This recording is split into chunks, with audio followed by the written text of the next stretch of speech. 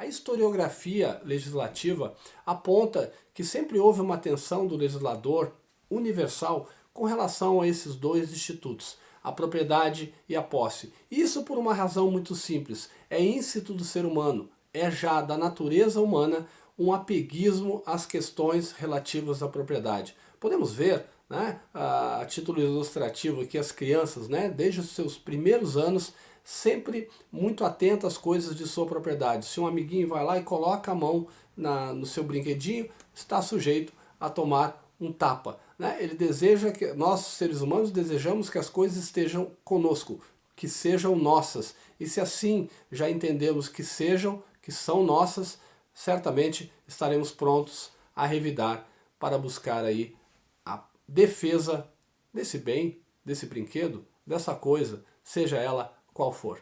Na videoaula de hoje trataremos das ações possessórias, cujo objeto será sempre a proteção de um desses dois institutos, a posse.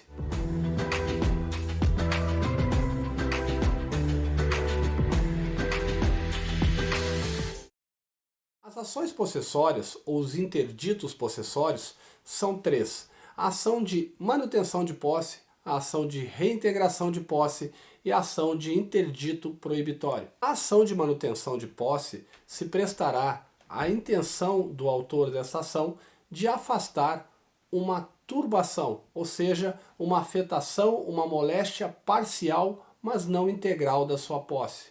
A ação de reintegração de posse, ao seu turno, visa afastar a moléstia conhecida e denominada como esbulho, ou seja, a afetação integral da posse. Já no interdito proibitório, não se busca afastar um esbulho ou uma turbação. É diferente da reintegração e da manutenção de posse. Certamente aqui, por se tratar de interdito proibitório, o nome mesmo já carrega aqui um indicativo, se busca a obtenção de um mandato proibitório. É um mandado proibitório, ou seja, de proibição para que alguém moleste, venha molestar a posse. Ou seja, quando há uma ameaça à moléstia da posse, alguém tem a posse de alguma coisa, não é? De um bem, e aí numa circunstância como essa, ameaçada essa posse, ciente da possibilidade de que essas posses sofram esbulho ou turbação, postulará então o chamado interdito proibitório. Essas ações então de manutenção de posse, reintegração de posse e interdito proibitório se constituem como o rol de ações possessórias, ou seja, o rol de interditos possessórios. No entanto, no que importa aos procedimentos especiais, primeiramente é bom distinguir que nem todas essas ações, as ações possessórias, tramitarão pelo procedimento especial. No que concerne aos procedimentos especiais, temos que atentar que apenas duas dessas ações poderão ainda tramitar pelo procedimento especial porque estão dependentes de um outro requisito que logo falaremos. Será a ação de reintegração e de manutenção de posse. Em circunstância alguma, a ação de interdito proibitório será considerada como ação dos procedimentos especiais. Não será. Somente a ação de reintegração e de manutenção de posse, desde que ainda essas duas cumpram um segundo requisito. E esse segundo requisito é que essas duas ações de manutenção e reintegração de posse possam ser classificadas como ação de força nova. Isso mesmo, ação de força nova. Se trata de uma classificação cujo requisito é que a ação tenha sido proposta, a ação tenha sido intentada em até ano e dia, ou seja, da afetação da posse, o transcurso temporal, o período temporal transcorrido até a propositura da ação não pode ser maior do que 1 ano e 1 dia, conforme determina o legislador. Observado esse período de 1 ano e 1 dia, da afetação da posse até a propositura da ação, nós podemos certamente classificar a ação proposta como ação de força nova. Mas e aí, professor? Se não for ação de força nova, será ação de força velha? Exatamente isso. Temos aí a segunda classificação, ação de força velha. Aí, amigos, não adianta que se trate de ação de reintegração ou de manutenção de posse. Ela será classificada como uma ação de força velha e não tramitará pelo procedimento especial, senão pelo procedimento comum.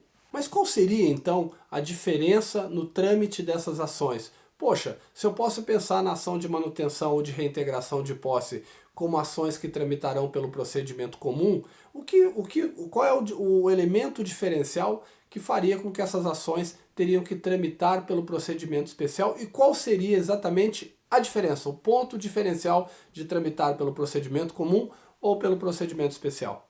Vamos lá, eu vou explicar. Tratando-se então de ação de força nova, as ações de reintegração e de manutenção de posse, desde que devidamente comprovada a posse, o tempo de moléstia da posse, ou seja, requisitos que denotam para o juiz, primeiramente, que houve afetação da posse, segundo, que o tempo de afetação dessa posse não ultrapassa ano e dia. Verificados esses requisitos, da condição de possuidor, da condição temporal, que já falamos aqui de ano e dia, o juiz deverá, né, assim informa a lei, deverá conceder uma medida liminar de manutenção ou de reintegração de posse, ou seja, em um período de até 48 horas do pedido e sem ouvir a outra parte, esses são requisitos de uma concessão liminar, o juiz deferirá imediatamente a manutenção ou a reintegração de posse. E aqui não estamos falando de tutelas de urgência,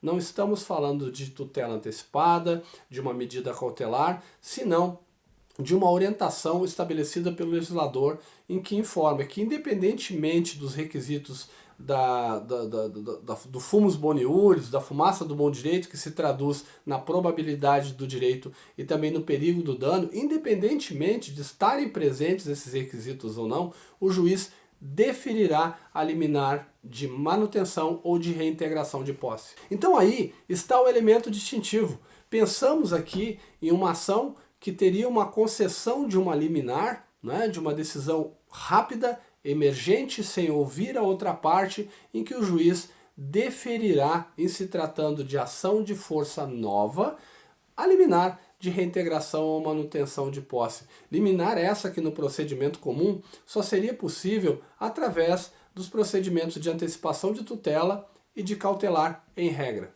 Dito assim então, e já ponto finalizando, de outra forma, nós teremos que as ações possessórias sob a modalidade de reintegração e manutenção de posse poderão tramitar pelo procedimento especial, desde que sejam propostas intentadas dentro de ano e dia contados da data da afetação da posse até a propositura da ação. Se assim for, comprovada a posse, comprovada a afetação da posse, a moléstia e também o tempo de afetação dessa posse, o juiz deferirá liminarmente, concederá liminarmente a manutenção ou reintegração de posse, como já dito. Aqui está o ponto distintivo.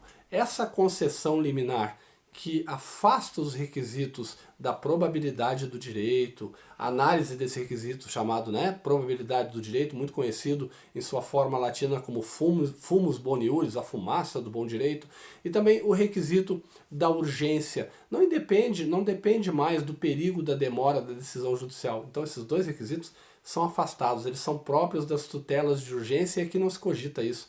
O requisito aqui, nesse procedimento especial, por se tratar de ação de força nova, é exatamente a prova de se tratar de uma ação de força nova. É a questão do período temporal. A liminar será concedida, esse é o ponto essencial que tornam essas duas ações, nessas circunstâncias, veja bem, quando se constituírem como ação de força nova, é esse o ponto que as torna viáveis para tramitarem e justificam a sua tramitação pelo procedimento especial.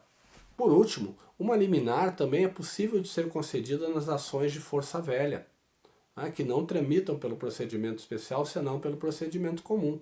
É possível sim uma liminar, desde que se requeira, por exemplo, a antecipação de tutela, uma medida cautelar, e para a concessão dessas medidas de tutelas de urgência, bem sabemos que são necessários os dois requisitos, da probabilidade do direito e da urgência, ou seja, do perigo da demora.